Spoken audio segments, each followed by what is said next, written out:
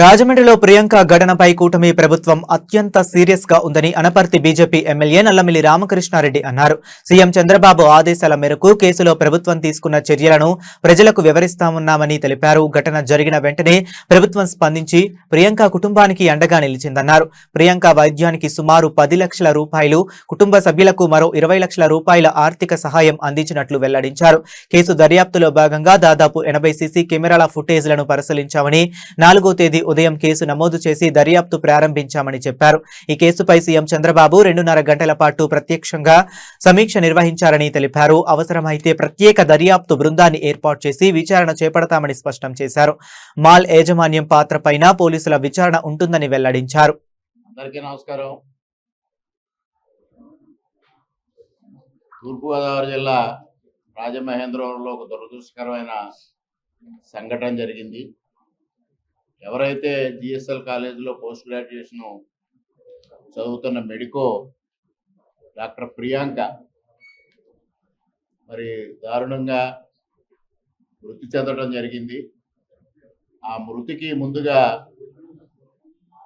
రాష్ట్ర ప్రభుత్వం తరఫున, తూర్పుగోదావరి జిల్లా ప్రజల తరఫున ప్రగాఢమైన సానుభూతిని తెలియజేసుకుంటూ ఈ దురదృష్ట ఘటన పైన రాష్ట్ర ప్రభుత్వం, ముఖ్యమంత్రి చంద్రబాబు నాయుడు గారు సత్వరమే స్పందించారు.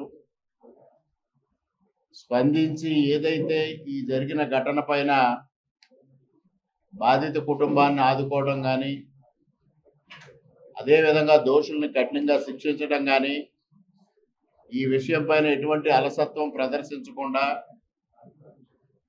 వెంటనే చర్యలు తీసుకోవడం జరిగింది. 3వ తేదీన ఎవరైతే మృతి చెందిన డాక్టర్ ప్రియాంక, అదేవిధంగా డాక్టర్ ఉమేష్ ఇద్దరు కలిసి ప్రసాదిత్య మాల్ సినిమాకి వెళ్ళడం, అక్కడ వాళ్ళు సినిమా చూసి బయటకు వచ్చిన తర్వాత అదే ప్రసాదిత్య మాల్లో సినిమా చూడడానికి ఇద్దరు వ్యక్తులు, సెకండ్ షో చూడడానికి ఇద్దరు వ్యక్తులు రావడం జరిగింది. సురవరపు దశ్వంత్, అదేవిధంగా యాండ్రూ జోసెఫ్ ఎడ్వర్డ్స్. వీరిద్దరూ కూడా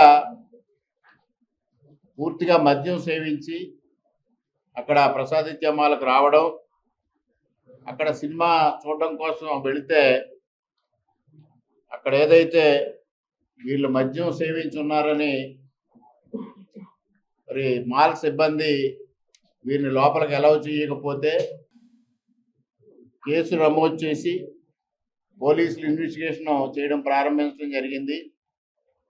సీసీ ఫుటేజ్లు ఇవన్నీ పరిశీలించిన తర్వాత కార్ నెంబర్ నిర్ధారణ చేసుకోవడం, అక్కడి నుంచి వారు ఎవరైతే నిందితులు ఉన్నారో, ఈ ప్రమాదానికి కారకులు ఉన్నారో వారి కోసం పోలీసులు స్పెషల్ టీంను కూడా ఏర్పాటు చేసి సెర్చ్ చేయడం జరిగింది. తర్వాత సీసీ ఫుటేజ్లు ఇవన్నీ కలెక్ట్ చేసి ఎవిడెన్సెస్ అన్ని కలెక్ట్ చేసుకున్న తర్వాత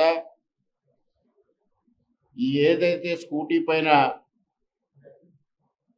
ఉన్న డాక్టర్ ప్రియాంక తీవ్రమైన గాయాలతో ఆసుపత్రిలో ఉన్న నేపథ్యంలో ఆ సెక్షన్ కూడా మార్చి 110 రెడ్ విత్ 3/5 బిఎన్ఎస్ని దీంట్లో చేరుస్తూ, అలాగే 110 రెడ్ విత్ 3/5 అంటే ఆల్మోస్ట్ అటెంప్ట్ టు మర్డర్, దాదాపుగా 10 years పనిష్మెంట్ వచ్చే సెక్షను. ఆ విధంగా చేసిన తర్వాత 6వ తేదీన వీళ్ళిద్దరిని నేషనల్ హైవే 216లో సర్వీస్ రోడ్ శాంతి నిలయం చర్చి దగ్గర లాలా చెరువులో వీళ్ళిద్దరిని పోలీసులు అరెస్ట్ చేయడం, ఆ తర్వాత 7వ తేదీన వీడిని మేజిస్ట్రేట్ గారి ముందు ఉంచడం, వీరికి 14 రోజులు రిమాండ్ విధించడం జరిగింది. ఈ మధ్యలో వారి తల్లిదండ్రులు స్వతంత్ర ఆసుపత్రి నుంచి హైదరాబాద్ కిమ్స్ ఆసుపత్రికి డాక్టర్ ప్రియాంకని షిఫ్ట్ చేయడం, నిన్న మరణించిన తర్వాత ఈ సెక్షన్ని మరలా మార్చి 105 BNS కల్పబుల్ హోమ్సైడ్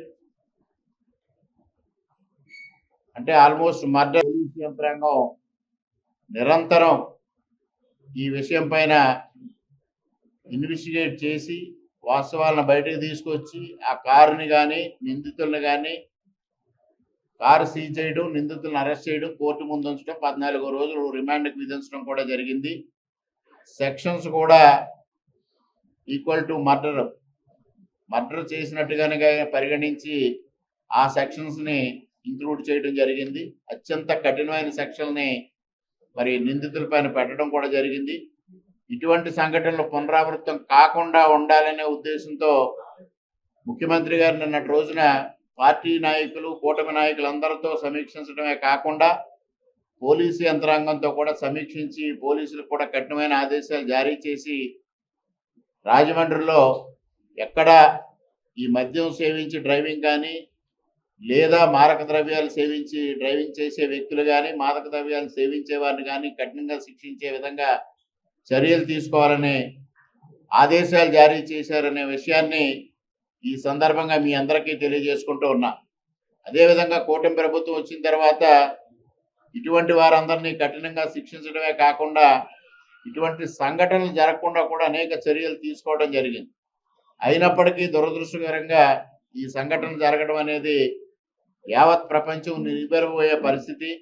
ముఖ్యంగా చేతికి అందిన ఒక మెడికో పీజీ చదువుతున్న, డెర్మటాలజీ పీజీ చదువుతున్న ఒక మెడికో ఈ విధంగా మృతి చెందడం అనేది చాలా విచారకరమైన విషయాన్ని కూడా ఈ సందర్భంగా మీకు తెలియజేసుకుంటూ ఆ సంఘటన పట్ల ముఖ్యమంత్రి గారు చెందిన ఆందోళనను మీ ముందుకి తీసుకురావాలనే ఉద్దేశంతో మేము ఈ రోజంతా నాయకులంతా మీ ముందుకు వచ్చి ఈ విషయాల్ని వెల్లడించడం జరిగిందనే విషయాన్ని కూడా ఈ సందర్భంగా తెలియజేస్తా ఉన్నా.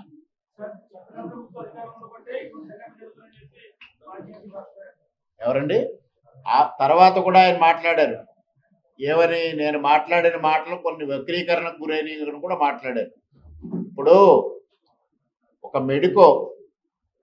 మెడికో బయటకు వచ్చి వాళ్ళ కుటుంబానికి అన్ని విధాలుగా అండగా ఉంటుందనే ఆలోచన కానీ, లేకపోతే ఒక ఎదిగొచ్చిన కూతురు అన్ని విధాలుగా మరి పరిపూర్ణురాలైన అమ్మాయి ఈ విధంగా జరగటంలో వారి కుటుంబానికి ఉండే వేదన మనం అర్థం చేసుకోవాలి, ఆవేదన అర్థం చేసుకోవాలి. ఆ ఆవేదనలో వారు కొంత సడన్గా అమ్మాయి మృతి చెందంగానే 5 రోజుల పాటు, నిన్న కూడా చూసాం మీడియాలో, ఆ అమ్మాయి తల్లి 5 రోజుల పాటు ఆసుపత్రిలోనే ఆ బిడ్డ దగ్గరుండి చాలా ఆవేదనకు గురైంది. అటువంటి ఆవేదనలో వారు కొన్ని మాటలు మాట్లాడిని, కొన్ని వక్రీకరణకు గురైన తర్వాత స్పష్టంగా వారి తండ్రి గారు చెప్పారు, అన్ని విధాలుగా ప్రభుత్వం మమ్మల్ని ఆదుకుంటుంది, ఇందులో ఎటువంటి మాకు వేరే ఆలోచన లేదు, నా మాటలను కూడా మీడియా వక్రీకరించింది అనేది వారు చెప్పారు. ఏది ఏమైనా వారి ఆవేదనలో ఎటువంటి మాట మాట్లాడినా వారు సక్రమంగా మరలా సరి చేసుకుని మాట్లాడారు. వారికి ఎటువంటి ఆవేదన లేదు.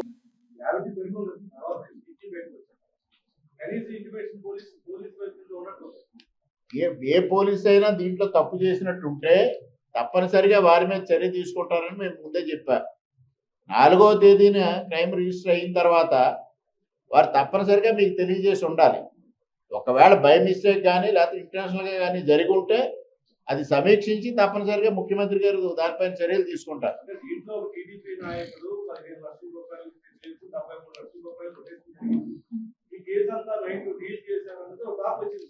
రకరకాల ఒక సంఘటన జరిగిన తర్వాత రకరకాలైన వార్తలు బయటకు వస్తాయి.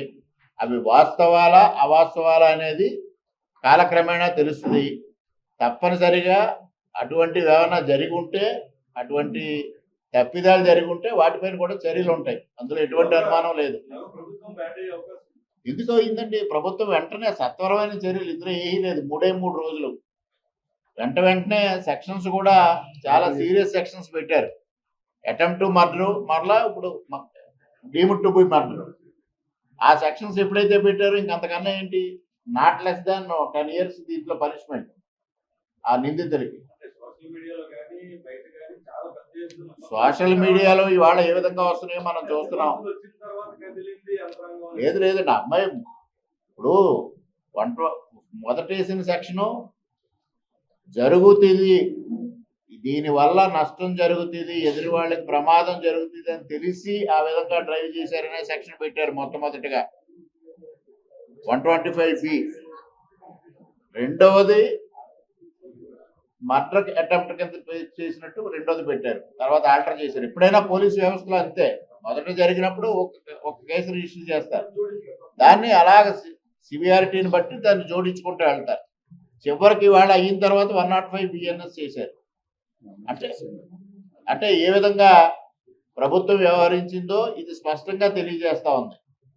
అందువల్ల ఇందులో ప్రభుత్వానికి వేరే ఉద్దేశం లేదు. ఇదే కాదు, ఎక్కడ ఇటువంటి సంఘటనలు జరిగినా, ఎక్కడ క్రైమ్ జరిగినా క్రైమ్ని నిర్దాక్షిణ్యంగా అణిచివేయడానికి ప్రభుత్వం ఉందో తప్పించి క్రైమ్ని ఎక్కడ ప్రోత్సహించే ఆలోచన ముఖ్యమంత్రి గారికి కానీ ప్రభుత్వానికి కానీ లేదు అనేది స్పష్టం. కరెక్టే, కానీ ఇక్కడ ఏమైందంటే శ్రీరామ్ కేసీపీ కంపేర్ చేయాలి బయట